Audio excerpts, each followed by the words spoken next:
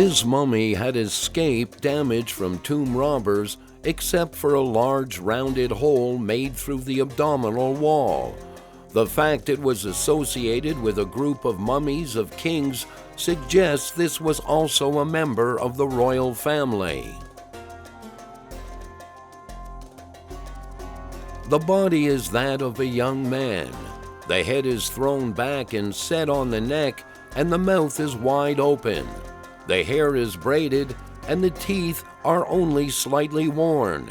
It is speculated this man was poisoned, but without any clue to indicate the time period he lived or his identity, it is hard to speculate the history of his death. This mummy is a small, middle-aged woman. She has long, brown, wavy hair with apparently natural curls. Her teeth are well worn but otherwise healthy. The whole of the front of the abdomen and part of the thorax is broken away, the result of grave plunderers. The mummy is a young woman less than 25 years old.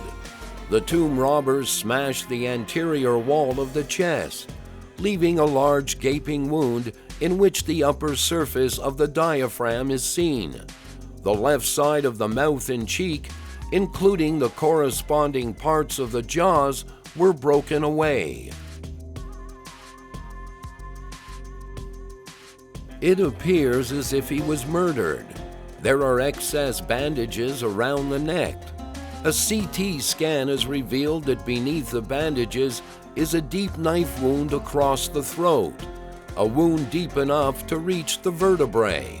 The mummy has artificial eyes. It was the custom to insert linen, stone, or other material to fill out the eyelids. In this case, the linen has become disengaged from the eye. The inside of this mummy has been stuffed with a mixture of mud, sawdust, and cheese-like material. Her age is unknown, but as she has no gray hair, she was not elderly. She has long dark hair with small braids collected into two large masses held together by a bandage. This is perhaps the best example of embalming, and the body is in a good state of preservation. The body has been packed with sawdust. She has stone eyes made of white and black materials to give a lifelike appearance. Her hair is brown and wavy, arranged in short curls. The mummy has been disturbed and an opening dug through the bandages in the region of the thorax and abdomen. The original embalmers had packed sawdust mixed with resins and bits of linen under the skin of the body and face in order to give her a more lifelike appearance. The mummy sustained damage in antiquity. The head was broken off. The front abdominal wall was missing. The spine was broken, and the right leg and thigh were separated from the body.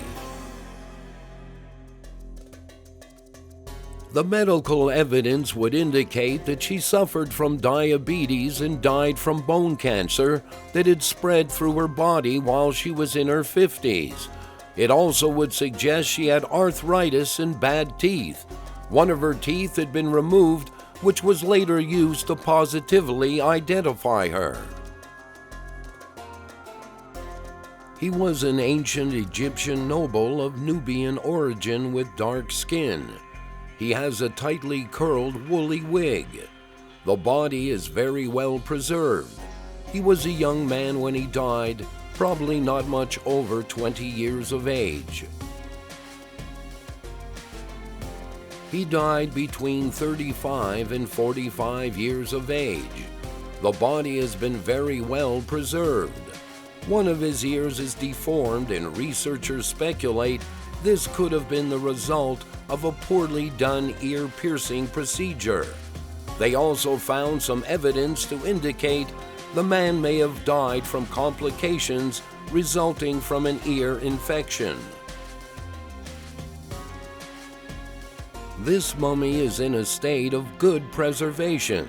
He died young, and the wasted condition of his body has led to speculation he may have suffered from some unknown illness that eventually took his life. The mummy of Yuya was found along with that of his wife, Tuyu, in their tomb in the Valley of the Kings. The mummy is that of an old man, probably in his 60s when he died. He has thick, wavy white hair. She was found buried with her husband. She is in an excellent state of preservation. The packing material inserted under her eyelids had been painted in an attempt to provide artificial eyes. She was quite old when she died and almost bald.